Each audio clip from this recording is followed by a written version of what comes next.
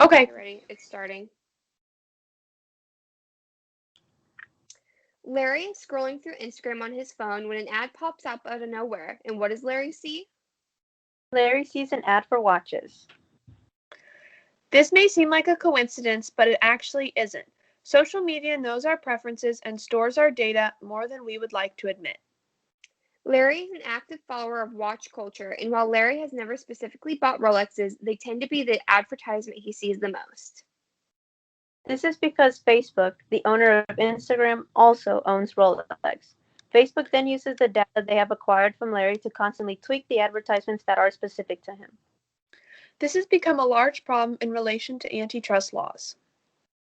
Antitrust laws are made to prevent businesses from becoming monopolies and keep fair and open market.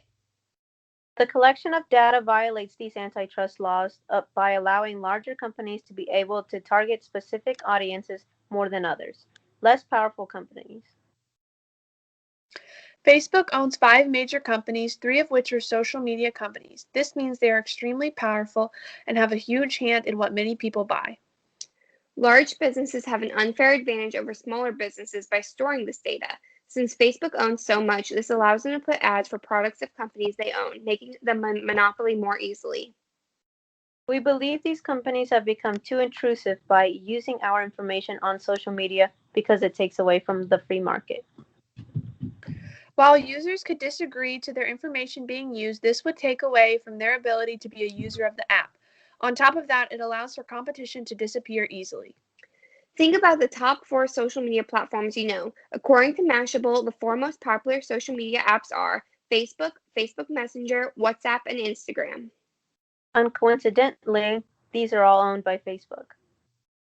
This means that Facebook has become a monopoly by taking out other high ranking competition. While in the beginning of Facebook, people demanded their privacy be respected and not stolen and stored, that demand is no longer upheld. After Facebook became the only social media platform that was widely known in 2014, users no longer were able to protest their information being stolen because Facebook didn't care if they lost a few users with millions to replace. And no one wants to miss seeing their grandma's 90th birthday just because they don't want their information to be used. This is where the problem began. Users no longer had access to their own information because they had no leverage to demand their private info stay private. People also just started to become desensitized to their data being used by big companies. Today, Facebook is the leading social media site for data collection, which is ironic since they protected their users' information when they knew they had to. But once they became a monopoly, they could do what they wanted. According to the New York Times, Facebook is violating antitrust laws by using people's information. There is also evidence that Facebook was using its monopoly power to degrade the quality of its service, below what a competitive marketplace would allow.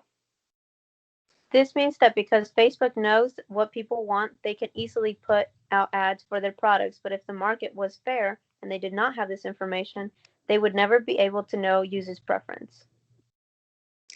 Facebook is just one of many companies who use people's information when signing up for a website. There are virtually no social media sites that allow you to sign up without agreeing to give them information. The usage of data on sites is something that is fairly new. In 2007, when Facebook was kicking off, the site said that it would not use cookies. Cookies are used to collect private information. Today, almost every time you click on a site, it automatically makes you accept cookies to view the website. This shows that Facebook is one of many sites harvesting data and using it to better their own businesses. While on the sites that allow cookie ads, while on the sites that allow cookies, ads might pop up that could relate to a vacation that you've been planning, clothes you've been looking at, or even food that you've been talking about. This subtle advertising is often overlooked but is making the market an unfair place for many. Facebook isn't the only site that has been accused of selling information for their own gain. In 2020, TikTok had several lawsuits against them that accused the platform of collecting and selling data of the users to the Chinese government. Taking data for the betterment of political gain or to expand their business is wrong and should fall under the category of violating antitrust laws. Not only does this set up certain companies at a disadvantage for not taking as much information, but it shows that Facebook has truly become a monopoly by having the power to use so many people's data to control the market that is social media. If Facebook was not stealing information before they had a large following because they knew their users would not approve, but then began doing it once they knew they would not be held accountable. That means they knew that their users would not be able to switch to a different site even if they had dissatisfaction. The problem with monopolies is also that they have too much power not only over people but over the economy too. If an oil company was the only one selling oil and decided to raise the price of oil by 50 cents, who's going to stop them? No one can because there is nowhere else to get oil from. This is the same way with social media monopolies. Media is such a widespread part of our daily life that we cannot expect people to simply stop using Facebook because it steals information. We must instead insist that Facebook and other social media sites stop stealing information. Social media platforms and online sites should not force you to allow them to take your private information. Antitrust laws are made for two reasons. The first, to protect consumers. Since consumers did not originally want their information to be used and were practically forced into giving it over, this is a direct violation of their protection as a consumer and should fall under the violation of antitrust laws. The second reason for antitrust laws is for a free and open market. By allowing certain larger companies and platforms that we may not have a choice in using to access our data, it disproportionately sets them ahead.